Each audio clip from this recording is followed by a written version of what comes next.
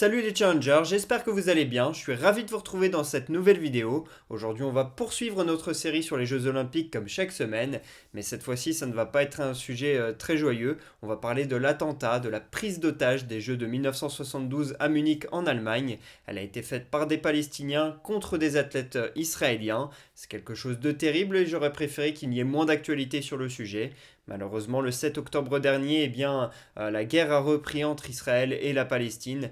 Une situation qui est vraiment terrible. Et si vous avez pu vous intéresser au sujet depuis un mois, vous n'êtes pas sans savoir que c'est un conflit qui dure depuis près d'un siècle et qui est vraiment loin d'être récent. Et comme on va le voir, il y a 50 ans, aux Jeux de Munich, elle a tourné au pire et le sport a été spectateur d'un des moments les plus tragiques de son histoire avec cette prise d'otage. Mais avant de rentrer dans le sujet de cette prise d'otage, on va quand même faire un peu de contexte pour que vous compreniez quelle était la situation entre Israël et Palestine en 1972. Le conflit israélo-palestinien dure depuis plus de 100 ans. En 1918, l'Empire ottoman tombe aux mains des Anglais qui promettent alors aux Juifs un pays en terre palestinienne.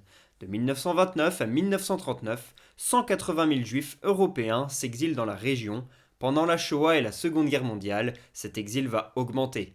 Israël est alors créé le 14 mai 1948 par David Ben-Gourion suite au plan de partage de la Palestine. Jusqu'en 1947, ce sont donc les Anglais qui avaient un mandat dans la région, mais après la Seconde Guerre mondiale, ils décident de partir, laissant Palestine et Israël seuls. Le plan de partage prévoit des territoires juifs et arabes morcelés. Jérusalem est au milieu d'une zone arabe, ce qui va fortement déplaire aux Juifs. Ces derniers vont chercher à conquérir la Terre Sainte, et de l'autre côté, les Arabes qui se trouvent dans des régions juives vont fuir car peur d'être massacrés. Ils sont en colère car ils ont le sentiment qu'on leur vole leurs terres. Les Juifs persécutés depuis des années ont enfin un pays dans lequel ils peuvent vivre librement. Malheureusement, les Occidentaux ont tellement mal géré la situation qu'encore aujourd'hui, Israël et Palestine paient les pots cassés. Je ne vais pas aller beaucoup plus loin sur la situation. Si vous voulez en savoir plus, il y a pas mal de liens que je vais vous mettre en description. Et puis sur YouTube, vous pouvez trouver tout ce que vous voulez. Là, on est sur une vidéo de sport et pas de géopolitique. Mais brièvement, pour comprendre quel était le contexte en 1972, il faut savoir donc qu'Israël a été créé en 1948, que quelques semaines plus tard, les pays arabes de la région, ils vont tout simplement déclarer la guerre à Israël car ils étaient contre la création d'un État juif dans la région. Il y a donc l'Irak, la Syrie, la Transjordanie, le Liban et l'Égypte, ces 5 pays qui vont déclarer la guerre à Israël. Mais Israël va remporter la guerre un an plus tard en 1949 et les territoires palestiniens vont s'affaiblir, ils n'auront plus que la bande de Gaza et la Cisjordanie. Quelques années plus tard, en 1967, il y a ce qu'on appelle la guerre des 6 jours. En réponse au blocus égyptien sur les navires juifs, Israël attaque les zones arabes de la région. En 6 jours, elle remporte la guerre en détruisant tout sur son passage. Les pays arabes n'étaient pas prêts à combattre, ils ont été surpris. Israël va alors tripler son territoire en récupérant la bande de Gaza, le Sinaï, le Golan et la Cisjordanie avec Jérusalem-Est. En 1972, à l'aube des Jeux Olympiques de Munich, la situation dans la région est donc très compliquée. La Palestine n'a pas de pays, elle n'est pas reconnue et ils vivent de rien, ils ont quasiment plus de territoire. Ils ont très envie de faire entendre leur voix et ils vont se servir des Jeux Olympiques pour ça. L'idée d'un attentat contre les Israéliens aux Jeux Olympiques vient des mouvements de libération de la Palestine. En 1970, un groupe terroriste palestinien est créé pour commettre des actes terribles. Ce groupe est nommé Septembre Noir, en référence aux opérations militaires menées en Jordanie par le gouvernement jordanien pour lutter contre les Palestiniens nationalistes. Le groupe terroriste Septembre Noir va lancer un commando en 1971 et assassinera le premier ministre jordanien. En 1972, elle prépare l'attentat des Jeux de Munich et on estime que les grands dirigeants palestiniens ils étaient au courant de ce coup monté par Septembre Noir et ils n'auraient rien fait pour les arrêter. Si les Palestiniens choisissent les Jeux de Munich 1972 pour agir, ce n'est pas pour rien. C'est parce que ce sont les premiers jeux diffusés en direct à la télévision. Il y a 500 millions de personnes environ qui vont les regarder, donc c'est l'occasion pour les Palestiniens de parler de leur cause au monde entier. Et en plus de ça, leur objectif est très simple, prendre en otage des Israéliens et en échange de demander la libération de prisonniers palestiniens en Israël. Le but il est absolument pas financier, il est bel et bien politique. Si les négociations durent trop longtemps et commencent à s'enliser, il est prévu que les assaillants palestiniens demandent à rapatrier les otages dans un pays arabe afin de poursuivre les négociations entre Israéliens et Palestiniens. Le chef du commando est Mohamed Daoud Odeh, un instituteur qui s'est lancé dans les combats terroristes contre Israël. Il arrive en Allemagne assez discrètement et commence à repérer les lieux, à se familiariser avec la ville de Munich et son fameux village olympique. Une semaine avant le début des festivités, Ils se dirigent à Francfort où deux complices arrivent en avion avec des valises remplies d'armes. Leurs passeports ne sont pas palestiniens mais libanais. Bien sûr, ce sont des faux. Les deux hommes arrivent avec une femme et 5 valises en main. La femme est là pour rendre les deux hommes moins suspects. La police allemande fait bel et bien un contrôle d'identité et des valises, mais en ouvrant la première, elle tombe sur de la lingerie féminine. La gêne occasionnée les pousse à laisser entrer les deux hommes sans problème. L'idée de la lingerie pour cacher les armes fonctionne. Mohamed Daoud Odeh et deux de ses complices rejoignent alors le village olympique pour faire du repérage. Leur objectif est de rentrer dans les locaux pour voir quelle est la sécurité mise en place. Ils veulent voir où dorment les Israéliens pour aller droit au but le soir de l'attaque. Quand ils arrivent devant le village, ils se font passer pour des sportifs brésiliens et rentrent sans problème. On leur fait même une visite des lieux. À cette époque, la sécurité dans les stades est loin d'être celle d'aujourd'hui. La preuve, quand on regarde des images d'archives, des concerts des Beatles ou des grands événements, c'est loin d'être aussi propre qu'aujourd'hui. Là, les Palestiniens se sont fait passer pour des sportifs brésiliens. Moi, j'aurais pu me faire passer pour un haltérophile ouzbek, on m'aurait fait rentrer. C'est pas du tout comme à Paris 2024 où là, si vous voulez rentrer dans le village olympique, bon courage. La sécurité, elle est rapprochée. En plus de ça, ce qu'il faut savoir, c'est que Munich 1972, ce sont les deuxièmes Jeux olympiques organisés en Allemagne après Berlin 1936, qui a été une vraie propagande du régime nazi. Il y a en plus eu la Seconde Guerre mondiale entre-temps, et donc l'Allemagne a été marquée par ce moment-là. D'ailleurs, l'Allemagne est séparée en deux. Il y a la RFA, l'Allemagne de l'Ouest, qui est donc occidentale, et puis il y a la RDA, l'Allemagne de l'Est, qui est soviétique, avec le mur de Berlin qui va rester jusqu'en octobre 1989. Donc là, quand je parle des Jeux de Munich qui ont eu lieu en Allemagne, on parle bien de l'Allemagne de l'Ouest, qui veut montrer qu'elle est accueillante, bienveillante, qu'on peut venir sans problème. Les policiers, ils sont en civil, en carège, et ils ne sont pas du tout en tenue prête à intervenir, sans gilet pare-balles, etc. Le but, c'est de montrer que voilà, l'Allemagne est un pays libre où on peut voyager, il n'y a plus de nazis, il n'y a plus de violence, on ne se fait plus de mal, il n'y a plus de terreur, et donc il n'y a aucune sécurité, et ça laisse la place à des Palestiniens terroristes de rentrer dans le village olympique. Les Jeux olympiques débutent et la fête est belle. 120 pays défilent à la cérémonie d'ouverture. Parmi eux, il n'y a pas la Palestine, territoire non reconnu. Mark Spitz y rafle toutes les médailles en natation. Les athlètes comme les spectateurs se plaisent en Allemagne. Munich 72 est une réussite. Nous sommes alors le 4 septembre. Les sportifs israéliens vont à l'opéra pour profiter d'une soirée de détente entre amis. À minuit 30, ils rentrent au village olympique pour s'endormir paisiblement avant les épreuves du lendemain. Quand vous imaginez les sportifs israéliens, ne pensez pas à des marathoniens ou à des gymnastes à la taille fine. On est là sur des lutteurs, des haltérophiles et des entraîneurs qui ont la quarantaine également. Ils sont tous très costauds. Pendant que les athlètes rentrent dans leur chambre, les Palestiniens s'organisent. 6 nouveaux complices sont arrivés en Allemagne dans 3 vols différents, portant le nombre de terroristes à 8. Mohamed Daoud Odeh est le cerveau du commando. Il envoie ses 8 hommes au village avec un sac rempli de kalachnikov, de grenades, de ficelles et de nourriture. Le but est bien clair pour les Palestiniens. Il faut faire des athlètes juifs des otages contre qui marchander. Attention, elle n'est pas meurtrière, il ne faut pas tirer sur les sportifs. Dans la nuit du 4 au 5 septembre 1972, les Palestiniens entrent illégalement dans le village olympique en escaladant un grillage. Ils sont même aidés par des sportifs canadiens qui pensent voir là des athlètes partis en soirée, qui essaient de rentrer en douce dans le dos de leur entraîneur. Les Palestiniens y sont en tenue de sportifs, jogging, survêtements. Ils ont un sac de sport dans lequel ils mettent tous leurs kalachnikovs et tous leurs équipements. Donc bref, ils passent incognito.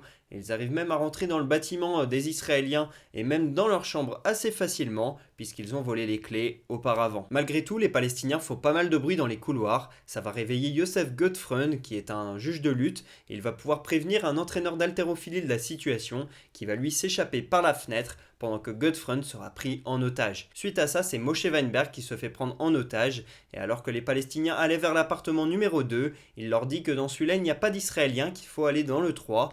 Dans le 2, il y a bel et bien des Israéliens, mais ça leur permet d'avoir un peu de temps pour fuir et pouvoir se cacher, alors que dans le 3, ce sont des athlètes très physiques, des haltérophiles, des lutteurs qui auront peut-être une chance de se défendre. Donc là, Weinberg, c'est un héros qui essaie de se défendre quoi qu'il arrive, et malheureusement, eh bien, dans l'appartement numéro 3, tout le monde dort, ils sont tous surpris et pris en otage assez facilement, mais il y a Yosef Romano qui va s'allier à Weinberg, et ils vont attaquer l'un des assaillants. Malheureusement, en vain, ils vont juste le blesser avec un couteau, mais tous les deux se feront assassiner de manière terrible. Il est 5 heures du matin et le bilan est déjà catastrophique. Sur les 21 personnes qui représentaient la délégation israélienne, il y en a 9 qui sont pris en otage, 2 qui ont été assassinés et 10 qui ont réussi à fuir. Les 9 Israéliens pris en otage sont l'entraîneur de tir sportif Kehat Shor, l'entraîneur d'athlétisme Amitzur Shapira, l'entraîneur d'escrime André Spitzer, l'entraîneur d'haltérophilie Yakov Springer, les lutteurs Eliezer Affin et Mark Slavin, et les haltérophiles David Mark Berger et Ziv Friedman. Au petit matin, les Palestiniens font savoir à la police la situation et commencent à négocier l'échange avec les prisonniers palestiniens détenus en Israël. Ils annoncent qu'à partir de 9 heures, à chaque heure, ils tueront un otage. Les Allemands font patienter les assaillants afin de pouvoir entrer en contact avec Golda Meir. Elle est l'une des artisanes de la création d'Israël et c'est alors la première ministre du pays. En Israël, c'est donc la chef du pouvoir puisqu'il ne fonctionne pas comme en France avec un président. Golda Meir, elle est claire. Elle ne veut aucune négociation, les otages doivent être libérés sur le champ. Pendant de longues heures, Palestiniens et Allemands vont négocier en vain. L'Allemagne propose de l'argent, mais les assaillants refusent. Ils ne sont pas là pour ça, mais pour des décisions politiques. Ils vont repousser l'ultimatum de 9 heures plusieurs fois, tandis que les Jeux Olympiques se déroulent comme si de rien n'était, avec un concours hippique. À 17 heures, les assaillants en ont marre, ils vont poursuivre leur plan et demander, comme il était prévu, un avion vers le Caire, un pays arabe, où ils pourront poursuivre les négociations qui traînent trop. Les Allemands et les Palestiniens se mettent d'accord, un bus est mis à disposition pour que les otages et leurs assaillants partent en direction de 2 hélicoptères qui vont eux-mêmes les emmener vers un Boeing 727 qui les attend à quelques kilomètres du village olympique. Dans cet avion, des policiers allemands sont présents, camouflés en personnel de bord. Mais ceux-ci vont se retirer de la mission quelques minutes avant l'arrivée des assaillants, sans prévenir leurs supérieurs. L'avion est laissé pour vide. À 22h30, quand les Palestiniens arrivent en hélicoptère au niveau de l'avion, ils se rendent compte que c'est un piège qui leur a été tendu. L'avion ne pourra pas décoller puisqu'il n'y a pas de pilote.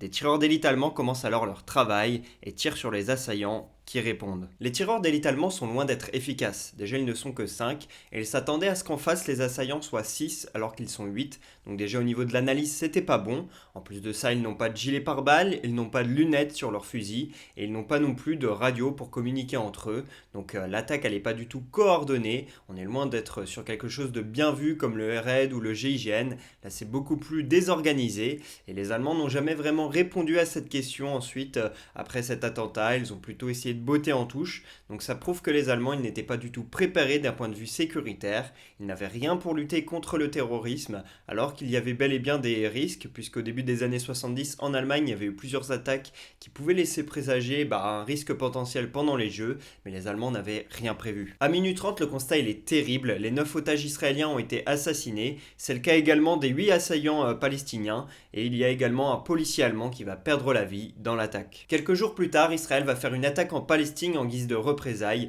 Il y aura plus de 200 Palestiniens qui vont décéder. La preuve qu'après ce qui s'est passé lors de l'attaque du 7 octobre du côté du Hamas avec une représaille israélienne en terre palestinienne, c'était déjà quelque chose qu'on avait vu il y a 51 ans et le bilan est aussi dramatique. En cette terrible journée du 5 septembre 1972, les Jeux se poursuivent avec le concours hippique. Le lendemain, ils seront suspendus le temps d'une journée, de quoi faire une commémoration, un hommage aux victimes. Mais le lendemain, le 7 septembre, les Jeux reprennent leurs droits comme si de rien n'était. On en oublie un peu l'événement. L'objectif côté allemand, c'est de continuer la fête. La sécurité n'est pas forcément renforcée. Le but, c'est vraiment de passer à autre chose et surtout de mettre sous le tapis cet événement et de montrer qu'en Allemagne, il fait toujours bon vivre. Mais quand on pense aux Jeux de Munich 72, encore aujourd'hui, plus de 50 ans plus tard, on est obligé de penser à cet attentat avant de penser à toute la beauté que ça pouvait être à Munich. Encore aujourd'hui, la responsabilité de l'Allemagne, elle est fortement marquée pour les familles des victimes. Sans nom, eux, ceux qui ont tué leur mari, leur père, leur frère, eh bien ce n'est pas forcément la Palestine, mais plutôt l'Allemagne qui n'a pas fait ce qu'il fallait en termes de sécurité pour éviter l'événement.